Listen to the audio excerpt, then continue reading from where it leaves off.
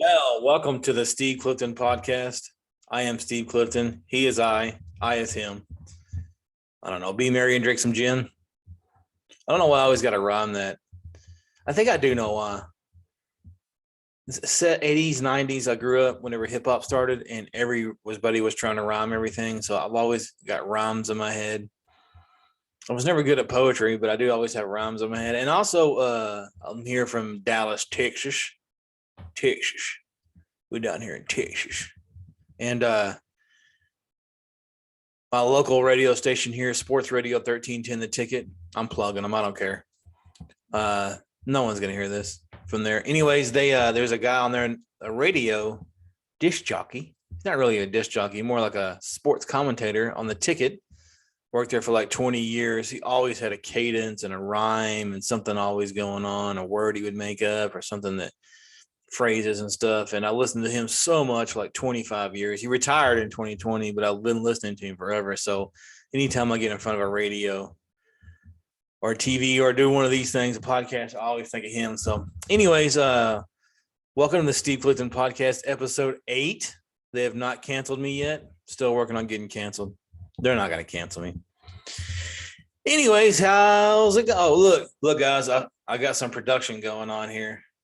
So I got tired of staring at my 1 clock there like I was in a cell or something, especially with this haircut that I just did here. I couldn't just have that. So I went to my old son's room, my oldest son's room, who no longer lives here, and got a poster off his wall and put it up there. Yeah. And then when the podcast is over, I'll put it back because I've been married for 14 years and I don't want to fight that argument. Anyways, go Mavs. Down here in Dallas, Texas, episode 8. Let's roll. I always like to start off with this. What's good in your hood? What's going on? How'd y'all's weeks go? Took a couple of weeks off. I didn't do a podcast last week because it was Thanksgiving week. And a lot of shenanigans going on that week, Give everybody a break, including myself. I glare off my head. Sorry. If you guys are watching me on YouTube, the glare off my head here. I shave my own head. Like I said episode before, no offense to barbers and, haircut professional. Y'all are extremely important, extremely needed. But I don't see the point of me sitting down saying, shave it all off, giving you $20 when I can just go in here in the bathroom and take care of it. So anyways, what's good in your hood? If you guys didn't listen to the last episode, having job issues. I got laid off from my job about 3 weeks ago now. And by the grace of God, I got a job the very same day. And at a local pizza place. I won't dog them out. Pretty good pizza place too. And they took me on as an assistant manager. So I didn't I had my background I had in management, and I did some food safety there. So they was like, okay, really all we got to learn to teach is the pizza.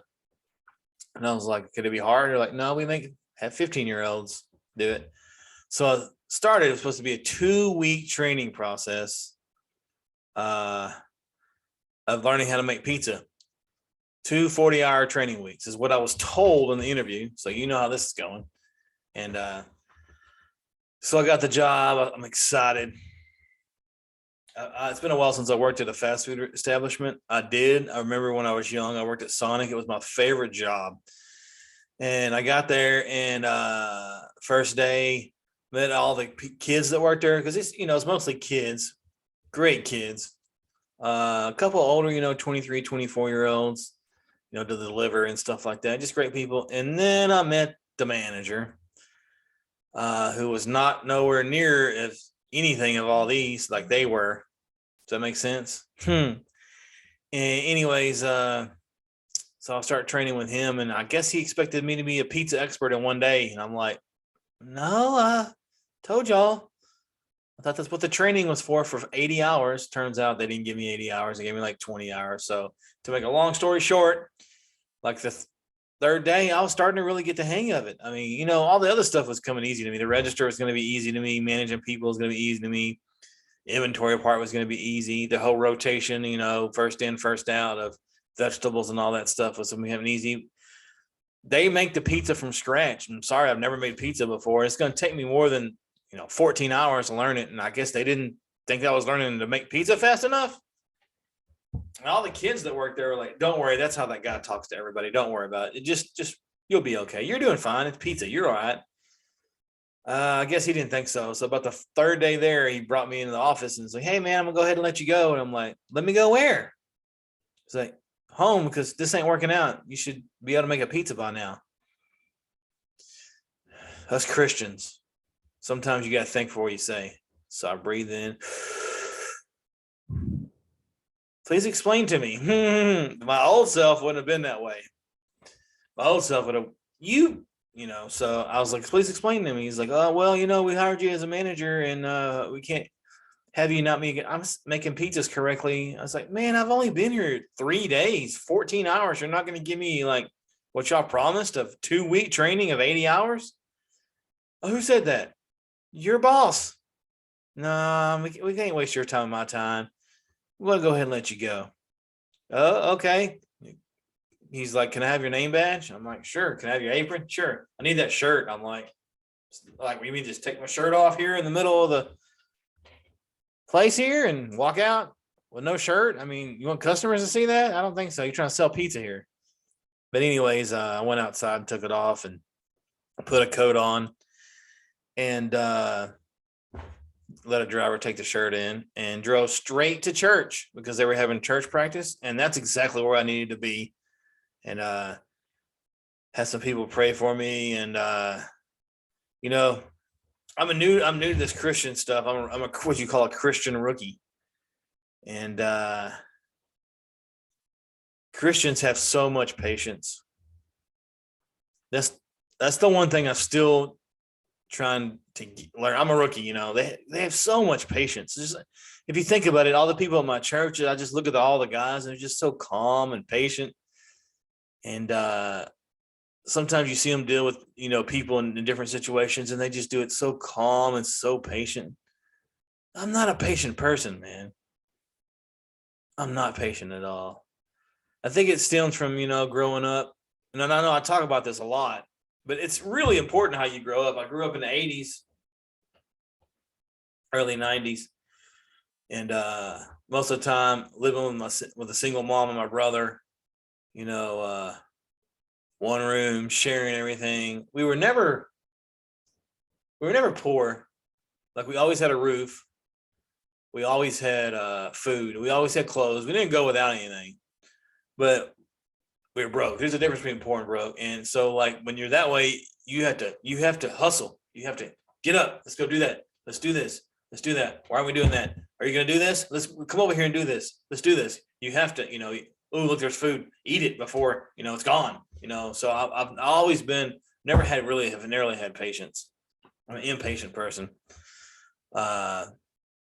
Also a lot when you're little. When I was little, I waited for rides a lot growing all until I had my first car. It's like waiting for a ride to school, waiting. So I think a combination of that and then working at Walmart. Any of y'all worked at Walmart, you're gonna understand this. I worked at Walmart for 12 years, 11, 12. It's almost 12 years, It feels like 72 years in Walmart years. And they are very impatient. Management and up is very impatient. Now, why ain't this done now? They ain't done now? Why isn't that done yet? You should already thought about that. You should already thought about it before it's happened. So that was pounded in my head. So a combination of both of those has made me a very impatient 40-year-old. And I've been working on little by little, and definitely going to church has definitely helped me with patience. I mean, like I said, Christians are patient. I mean, if you read the Bible, they've been waiting. We've been waiting for Jesus for 2020 years, and we'll wait 6,000 more years. So I'm trying to learn patience, and I know God has a plan for me. Sometimes it's hard to wait around for that, though. Being a person like I am, who always wants to jump in front of stuff and get ahead of stuff. I have friends that tell me all the time, "Dude, wait for the shot clock. Why you got to shoot through 3 seconds in?" So it's hard for me to be patient and let God, do his plan. And I know he has a plan. It'll be good. So enough of that. Let's move on. So I've been looking for a job, man. when you look for a job, you have to redo your resume. And I'm not really good at resumes. I'm having a buddy look at mine right now and help me. It's like when you do a resume, you want to put all this, man, I did all this stuff, but you don't want to put too much. You don't want to make your resume 6 pages. You need to have it 1 page. Resume is tough, you know me. And then applying for jobs. It's way different than it used to be, guys. Remember back in the day, you walk in, fill it out on paper. Can I speak to the manager? If you do that now, if you go in somewhere right now and they want to speak to the manager, they're going to be like, you need to go to the website. You need to go to the website. Wait, you need to go to the website. You don't just go in and talk to managers anymore. So it's a way different. It's a way different game than it used to be. So, looking for a job is tough. I've been looking for, for about a week or so now. Yeah, looking for a job. And now all these, you go to these websites, like I go to Indeed, which is a great website, by the way.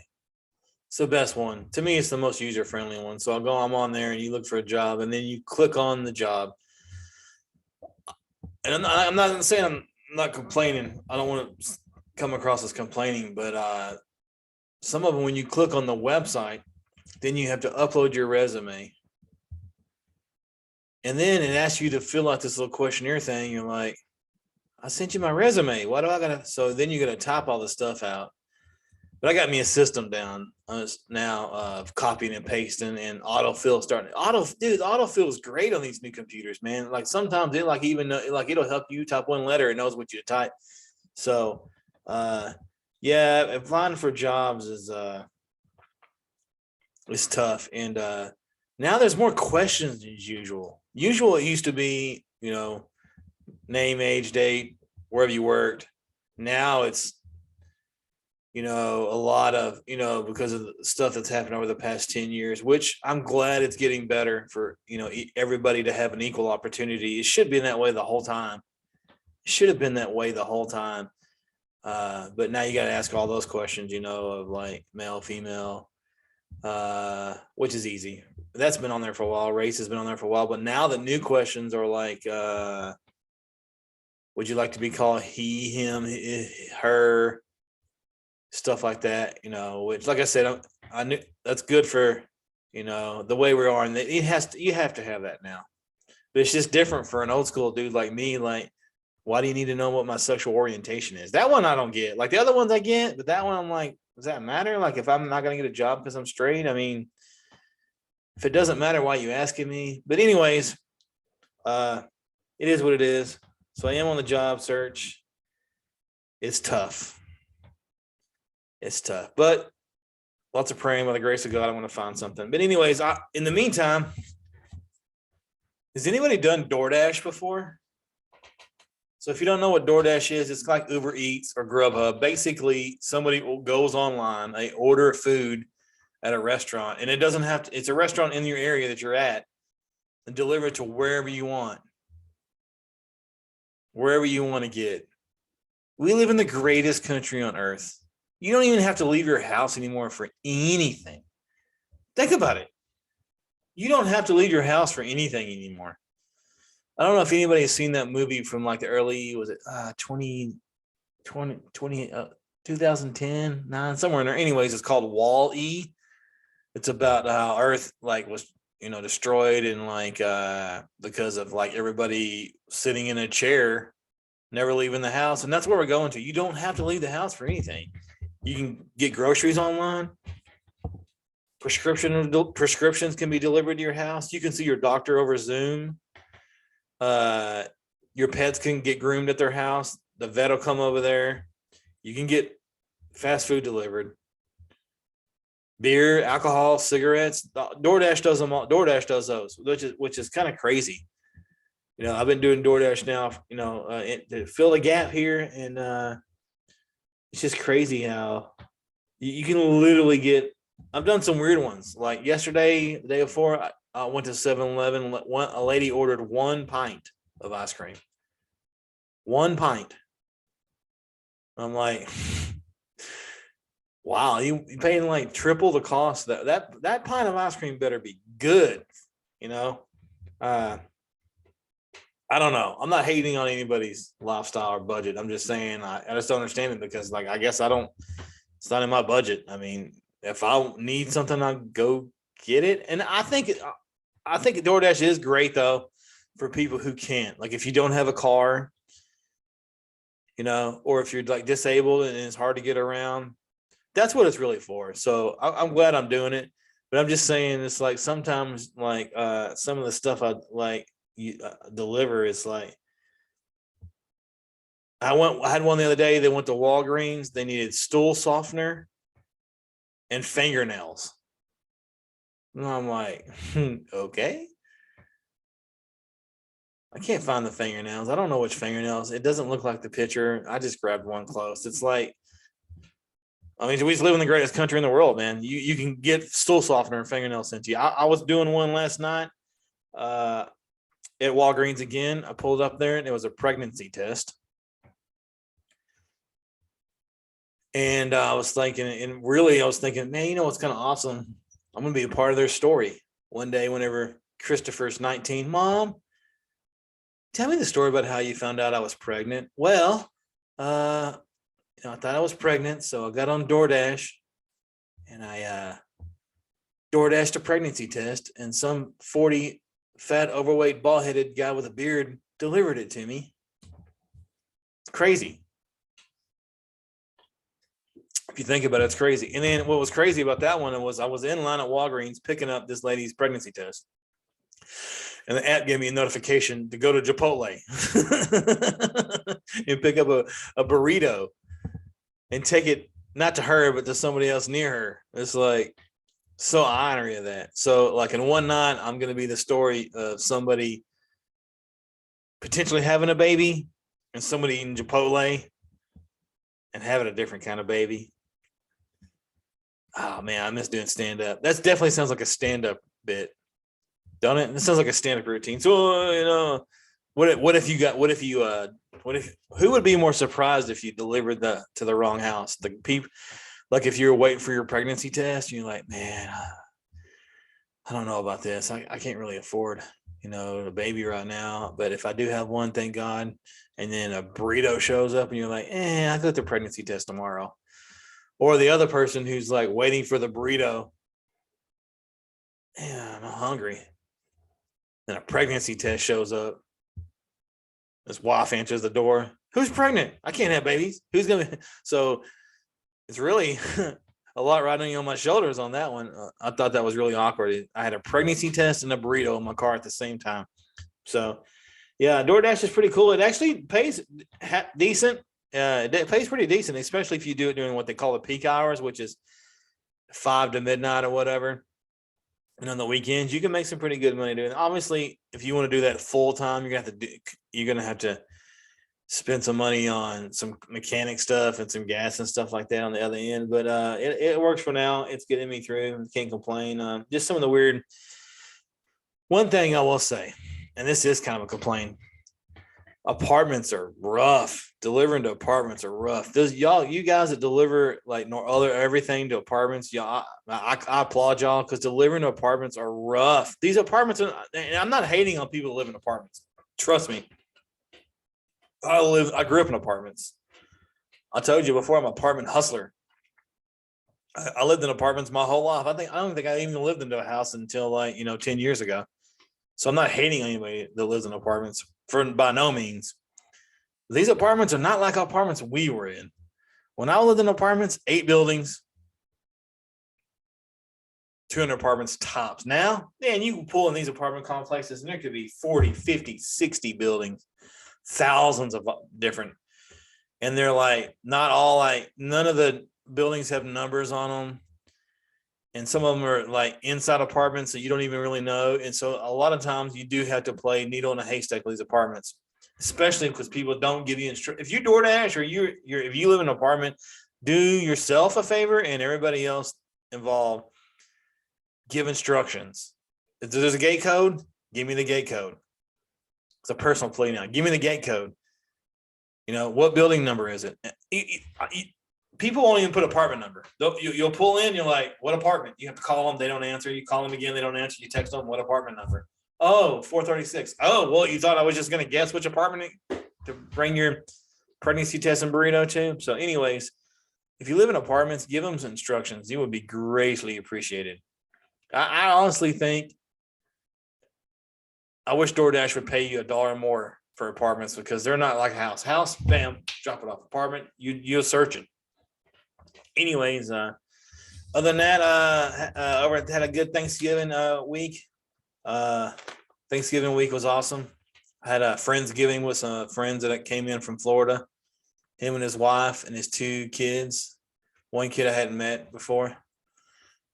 So I went over to mutual friends there, and one of their kids I haven't met before. We had a Friendsgiving with, which was awesome. Friends running around, kids running around, and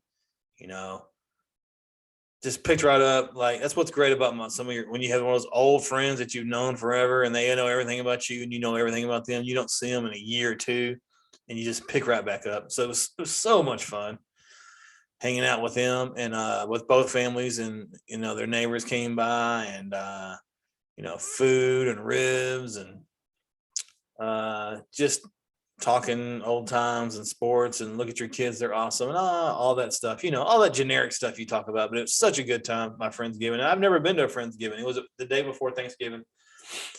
I talked my lovely wife into it because the day before Thanksgiving is a big deal for, especially if you're the cook, you got to prep and stuff. And I talked her into going, and she had a good time too. So that was great. Thanksgiving was awesome. It always is.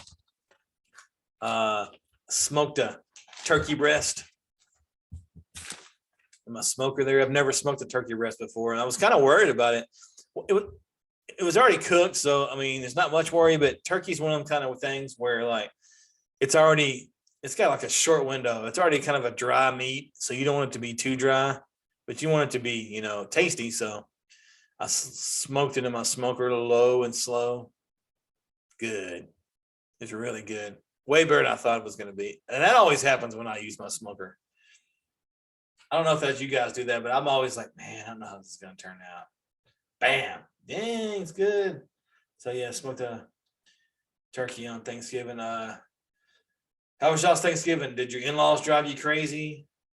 Did you drink too much because your in-laws were in town? I mean, I got lucky on my in-laws. I got great in-laws. My rest in peace, my mother-in-law passed away 12 years ago, but when she was on this earth, just a great individual, man. Just so super happy and energetic, and nothing bothered her, and just a great person. And then my father-in-law is just amazing, man. Just an amazing guy. Just supported me in everything I've ever done, from financially to spiritually to I love that guy. Go on. Anyways, moving on to the next segment. What's on your mind? This is the random thought segment. So this holiday week, what y'all been thinking about? Yeah, you got to talk about them Cowboys. Dallas Cowboys are not going to the Super Bowl anymore, are they? Now, anybody's been a Cowboys fan as long as I have, this is how it goes. One day, one weekend, we're the best team on earth. Everybody on SportsCenter's talking about us. Everybody's picking us, and then the next week we lose, and we're horrible, and it goes back and forth, back and forth, back and forth. It's the same thing. So that's why I don't really get too excited. I mean, I might act on here like I do, but what's kind of crazy? When I had the pizza job for like 3 days, I thought it was going to be ironic that, man, I can't even ask for Super Bowl off, and the Cowboys are going to make it to the Super Bowl. But anyways, move on. Why do you keep talking about it? Can't you just move on? So the Cowboys will bounce back, and if they don't, I mean, I don't know. It's the Cowboys. Went to the Star in Frisco, where the Cowboys practice at Friday, after the day after Thanksgiving, for their yearly lighting of the Christmas tree, and it was awesome. Dixon Edwards, former Cowboy, was there from the 90s teams to kick it off, and they had the cheerleaders, which my daughter loves. My daughter loves the Dallas Cowboys cheerleaders. She just does. And I can see. And They had some elves and Santa and music and drummers. The Cowboys, you know how the Cowboys do. They do it up. They do it up. So it was crazy out there. The only thing that kind of gave me anxiety was too many people. Too many. I was thinking of. I was having watched from Astro World the whole people trampling. Had that in the back of my mind. It's just way too many. It's more than they probably expected. Way too many people. And of course, you know how people are. People don't follow rules. They don't care about your rules. They don't, and of course, me and my wife, we go by rules. Some authority tells us to, hey, don't cross that line over there. And people were crossing the line, and they keep telling them, and people just don't care about other people. It's really sad. Especially when you get into that group. That's why these things at Astro World happen. This is why you see all those videos of people fighting at football games. This is why you see everything like that. It's because when you get hundreds of people together, people in general, not saying everybody, but people in general don't care about anything that's other than in their box. And if you're not in their box, they don't care. They'll walk over you. They'll spill stuff on you. So if you go into a big group like that, you just have to learn to be patient, which is not my strong suit, but I'm working on it. And it was really fun, though. I'm glad we went. What else was going on my mind this week? Random thoughts. Oh, did you guys hear that the Dollar Tree? You might be a redneck if you care about the Dollar Tree.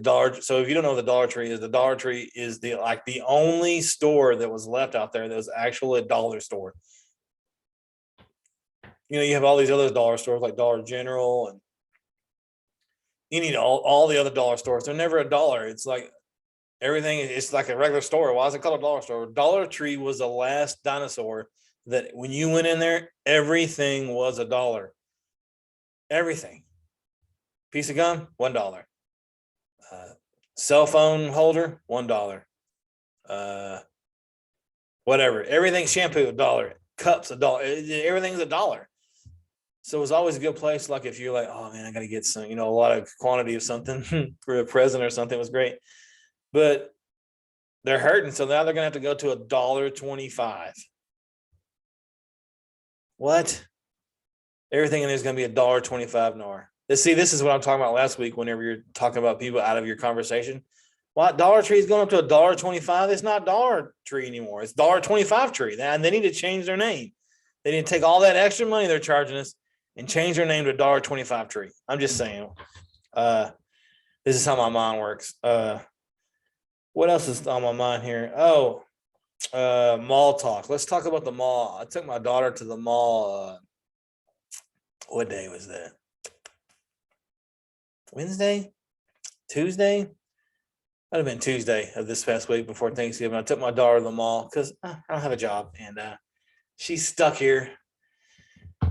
And my wife was at work, so I took my daughter to the mall. She's like, Dad, we're going to go to the mall, but we don't have any money. I'm like, welcome to my world in the 90s. That's what we did. That's what us 90s kids did. Yeah, drop us off. Mom would drop us off, or Dad, or whoever. We'd walk to the mall and stay there 6, 7, 8, 9 hours and not spend a dime. Just walk around looking at all the stuff we wish we could have one day. That's what we're going to do. So I took her to the mall there, and we went straight to the food court because I have money. Not a lot, but I went to the food court. Man, the food court is it's a rough decision because, like, when you have somebody there multiple with you, you want to oh man, let's see if we can compromise and go through one line. That way, I don't have to go through two lines. My daughter wanted Sonic. I didn't want Sonic. I was like, you can get Sonic anywhere else. So she wanted Sonic, and of course, it's Sonic at the mall prices. And I ended up getting Panda Express. I know I can get that anywhere else, but it was the cheapest of it all, and it was really good. But it's like you're paying mall prices, which I don't really get. Like I get, like when you go to like a baseball game or like a football game, where you go to like something like that, and the prices are high. But at the mall, why is the prices higher at the mall? It's the mall. Anyways, checked out the food court because that's what you have to do if you're a human being. You check out the food court. You have to eat something there. And then you walk around and look at stuff that you'll never buy. And some of the stores are still the same stores, guys. like Lids, the hat store. I love that store. I've never purchased anything in Lids my whole life because I go to Walmart and get the same hat for $9.99. But I love that store. I love that one store where you go in there. It's got all the sports memorabilia with the autographs of, Tiger Woods, all that other stuff that you'll never buy. I love going to that one. Spencer's is still around. That one was kind of what word am I looking for? Risky with my daughter, and I was like, I don't think you should go in here. So she's like, let me we'll walk in the front there. We walked in the front. We was in there maybe like 10 seconds. It's like, yeah, nah, a couple more years in the store. What is it, Dad? A couple more years in the store. Yeah. I know we went to Spencer's back in the day, but it's like even more. Yeah, I almost would say you have to be 18 to go in there now. It's really, really over the top. Way more than it was when we were little.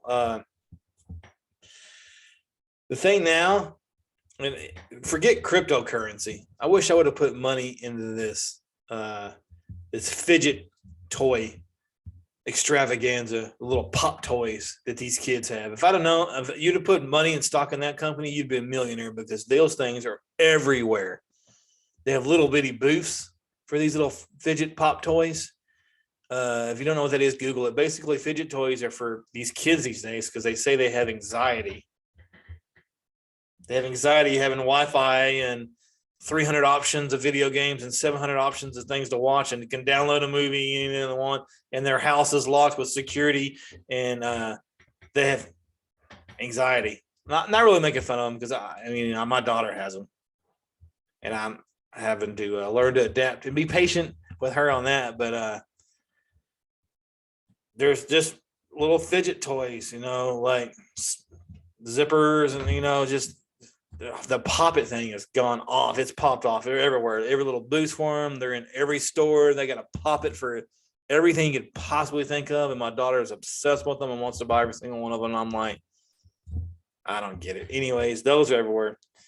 Of course, she wanted to go into Claire's. See, having a girl is different than having a boy. And I didn't grow up around any girls. Me and my brother. So anytime you go into these self-care stores, like Claire's, anything that has to do with nails or hair, and I'm like, this is such a waste. Who spends all this on that? Girls do. Lots and lots and lots and millions. That's why that place is around, because it was people and they're like crazy buying everything. I'm like, I just go to Walmart and get the same thing for $1. So, or it used to be Dollar Tree. Now $1.25 tree. But anyways, yeah, mall, I love still going to the mall. It just feels so, back in the day when we were little, it's like, hey man, let's go to the mall. Talk to some chicks. Let's go to the mall and talk to some chicks. And you go to the mall and nobody talks to chicks and you leave. Probably the same thing going on now. Actually, they're texting each other. So they don't talk anymore. Anyways, yeah, go to the mall and check it out, dude. The mall's still lit, as they say. Still lit. What else is on my mind here? Let's give it some time and some thought right here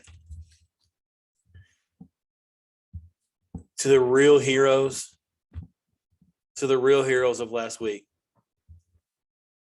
The real heroes of last week is anybody who on Thanksgiving Day does the double meal. People still do this. The double meal. I can barely handle the single meal, but a double meal. I had a buddy of mine who I was talking to said he had double meal. Why? No, I can't do it, man. I can't do a double meal. First off, the whole anxiety of getting the kids loading and the wife all together on the same page to leave to go to the first one is hard enough. And then to get to that one, and then have to do the whole, because the first person's hating on the second person. Oh, so y'all have to leave at 3? Why? Where are you going? We're going to my mom's. Oh, okay. Well, all right. Well, eat, make sure you eat. And then you got to you don't want to overeat so you can eat again, but then you don't want to be rude to that first person, especially the first meal, because you're like been thinking about it for all year, and you're like, man, you kind of go a little bit too far on that first meal, and then you're like, oh man, and like, oh, want some pies? I'm like, ah, man. So by the time you get to that second meal person's gonna be hating on you. Oh well, I hope you didn't eat too much over there at your dad's or over at wherever you were at. Oh no, we're good. Your wife's all looking at you like, I can't eat anything. What are we gonna do? I don't know. Well, we'll be fine. Just eat it. So I mean, that second meal is even the hardest one. You're a champion. If you went to 2 meals on Thanksgiving, you are a champion. There's no way. I can barely eat the first meal. 2 meals, 2 families eat, 2 families, 2 boring, generic. So I saw on Facebook stories to, oh, these kids are getting so big. I don't see them, 2 of everything. Man, you're a champion. You're a true Thanksgiving champion if you went to 2 meals on Thanksgiving. I used to do it. Not doing it no more. I got my tradition. I do what I do on Thanksgiving, and that's what I do. I'm not going to 2 different meals. You're a champion. Anyways, one more thing that's on my mind, and we'll move on to the next segment. Island boys. Have you seen these island boys? Google it. If you haven't, Island boys, or I guess these 2, I don't know enough about it. I know they're 2 guys from Puerto Rico, I think, and they got weird looking hair and tattoos all over their face. And they got like millions of followers and probably are making money off this. Dude, this is why if you have a real talent, if God gifted you with a real talent, if you can play piano, if you can do something like, that one of those gifts that like obviously when you're young, guitar, drums, soccer, whatever, man, do the full potential, because these people like these island boys are just, what? Who likes that? Why? They have 14 million followers. Who's following that? Stop. Follow people with real talent like me. I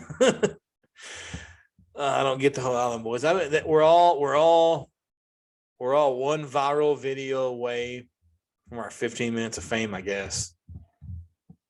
We all are, from Chewbacca Mom to, I don't know, you name it. Just always a new island boys. And once you look at that, you're going to be like, who watches that crap? Anyways, I saw that a couple of times this Thanksgiving week. It's like, who the hell watches this? Anyways, it's time for the Get Off My Lawn segment, where I talk about how I'm old and everything was better back in my day.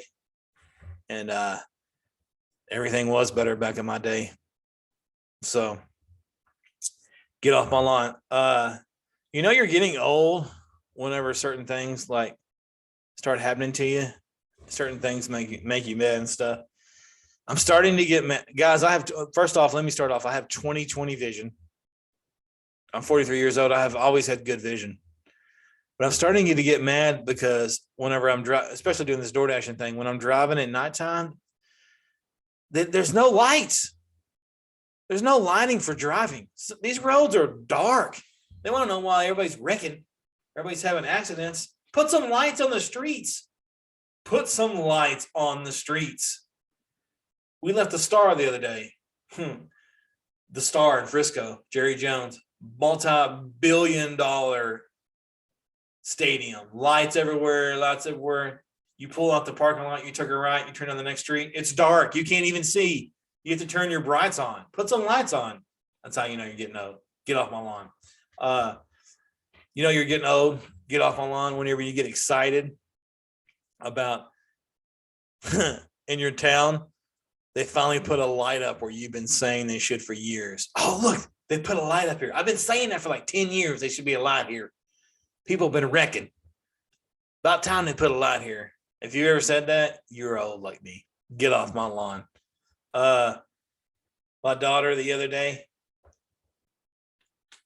she gave me her phone, which I pay for monthly, and for the phone. Anyways, she said, Dad, what's this cellular phone button here? I turned it off. No, don't turn that off. Why? I don't seem to need it. I was like, no, that's how I get a hold of you, or I text you. Oh, I have the Wi-Fi on. Well, then I don't even need. I'm turning your phone off. Then if you have so much Wi-Fi in your life, which they do, Wi-Fi at home, Wi-Fi at house, everywhere they go, they know the Wi-Fi. So really, the only time they nearly need the cellular data plan is when it should. So I'd explain to her what a cellular data plan was. And that made me think about, do you guys remember whenever text messages were a dime a piece? Could you imagine a dime a piece? You weren't doing these, yes, enter. And then this would happen, enter. And that would happen, enter. You text 160 paragraph text messages. I'm getting all my money worth for my dime. Now you can text unlimited. Back then it was a dime. Also, back in my day, the phone was free after 9 during the week and on the weekends. So when like somebody would call you like 7:30, you call them, you'd be like, hey, what's up? Hey, how much? Hey, I got to call you back at 9, dude. I'm out of minutes. I got to call you back at 9 or tomorrow when I'm off on the weekend. Now you can call whenever. Imagine if somebody called you right now and you're like, hey, boss. Yeah. Hey, I have to call you back at 9. I don't have any minutes. What? You okay? Get off my lawn. I'm learning that I'm old now because like when we were at the mall, I was like, you know what would be good for Christmas? A meat and cheese tray. A meat and cheese tray. Think about it. A meat and cheese. If someone wants to give me a meat and cheese tray for Christmas, oh my God, I'm in. I'm eating it. The different kinds of meats and different kinds of cheeses that I don't know about. I'm in. With the different kind of crackers, I don't know their names. I don't know what their names are, but I'm in for a meat tray. Get off my lawn. You're getting old whenever I'm the exact change guy now. I got change in my pocket. And if I go to the store and my totals, my wife hates this. My total's $14.90. And I got $11 in my pocket and 2 cents. I'm giving you that to you. I'm gonna do $11.02 on my cash, the rest on my card. She's like, just put it on the card. No, I'm doing half cash. They can't do that here. No, you're at I don't know, whatever restaurant. You're at a town. You're at Steak and Ale that's not even open. No, just pay the whole bill. I'm an exact change guy. I like to get rid of my cash. Get off my lawn. And lastly, I found a treasure in my town. I found an ice machine. It's a 20-pound, not 20 pound, like 6-pound bag of ice. It's huge. $2. It's 3 pounds actually. $2 for a bag of ice. That's a steal. If you go to like the convenience store and get like a little 1 pound bag of ice, they want like $3.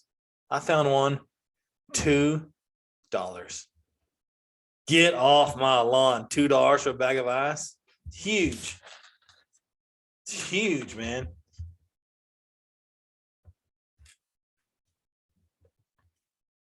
All right, guys, it's time for my favorite segment, the Alive at 5, where we celebrate 5 things that's great about being alive. There's many of them. Basically, it's my top 5 list. Anyways, in honor of Christmas time starting up, and I've seen a lot of this on TV, we're going to go this is my personal, and I know some of you are not going to agree with it. That's fine. That's why top 5 lists are around, so people can argue about it. But here's my top 5 favorite Christmas movies of all time. First off, I got to give a couple honorable mentions, and I wanted to get them on my list. First off, The Grinch is great. Whether it's the cartoon one or the Jim Carrey one, or whatever, The Grinch is just a good Christmas movie.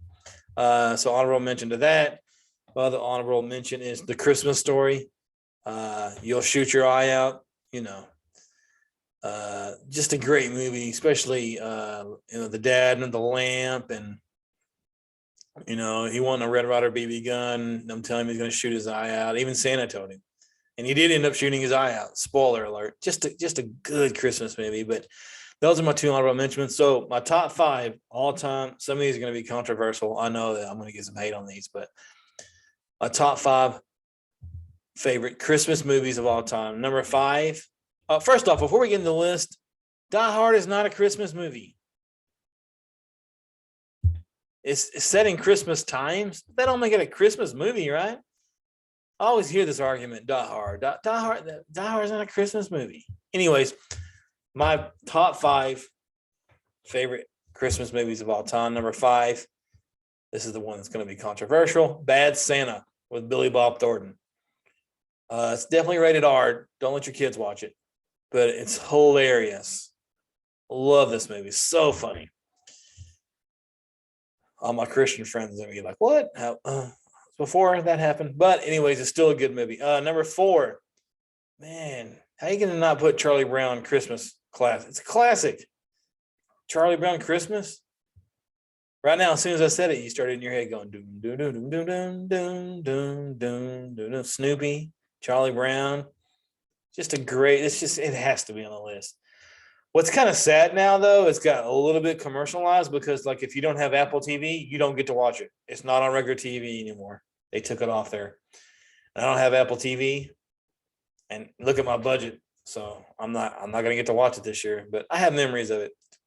Number 3 on the top 5, my favorite Christmas movies of all time. 3 is Home Alone. It's the first movie I ever saw as a kid in the theater. And it was on Christmas Day. And at that time, when I left the theater, I thought it was the funniest movie I ever saw in my life. It must have been like 8 or 9. And the whole last 15, 20 minutes is just nothing but nonstop laughing from, like, whenever they try to break in his house and he hits him in the head with an iron and then burns the dude's hair off and then just makes the guy step on the ornaments. Just the whole movie was funny. So that's number 3. Top 5 favorite Christmas movies of all time. Number 2, It's a Wonderful Life. It's a classic one. It's got a really good meaning. It's what Christmas is about. Growing up, my dad made us watch it every year, so I know every single line to the movie. When it's on, it'll be on here in a couple of days. I'll turn it on there, and my daughter's like, how do you know this black and white movie? You know every word, because I've watched 1,000 times, and it's good every time. It's a Wonderful Life. Classic Jimmy Stewart movie from, like, back when TV was black and white. Just a good movie. Zuzu's Petals. There they are. Get Me, I'm Giving Out Wings. You know, just so many great lines in that movie. You know, George Lasso's The Moon. I mean, just watch it if you hadn't seen it. All right. And number 1, drum roll, on the top, my personal favorite top 5 Christmas movies of all time. Some of y'all probably already know where I'm going to go with this, if you know me. But to me, it was a no-brainer. It's National Lampoon's Christmas Vacation with Chevy Chase. Duh. First off, everything Chevy Chase does is greatness. Most of it. But especially in this line of comedy, just one of the funniest movies of all time, dude. From the whole, like, the squirrel getting in the tree to the whole weird conversation with his cousin. Was it played by Randy? Was it Quaid? In this trailer, trash family. And I think, the whole scene at the mall where he's trying to buy his wife perfume with the lady. And then I just think I felt like Griswold 1,000 times in my life where, you're working all year and you try to make Christmas great and something always happens. And just a good movie, man. Just a great movie. Putting up the Christmas lights, he can't ever figure it out. He finally figures it out. The Weird Neighbors, just my favorite Christmas movie of all time. Of course, it's going to be funny because that's how I am. But anyway, so podcast is a little long this week. A little long-winded here. I missed y'all so much. I ain't seen y'all or heard from y'all in 2 weeks down here in Texas. Anyways, thank you for people who are still listening to that last line, because most of y'all probably zoomed out, 30 minutes ago and looking at your phone or trading crypto or whatever you're doing in your life right now. Anyways, we'll see you next week for my weekly therapy session. I did need this and I did miss it, and I'm already feeling better. Thank you. You guys be good, have fun, do something memorable. And if you do, don't get in trouble. Come on, it's Christmas time. You need that money for presents, crypto, and poppets, and stuff all your kids want. Look, if your in-laws are coming by. Anyways, y'all guys have a good one. We'll see you next time. Hey, guys.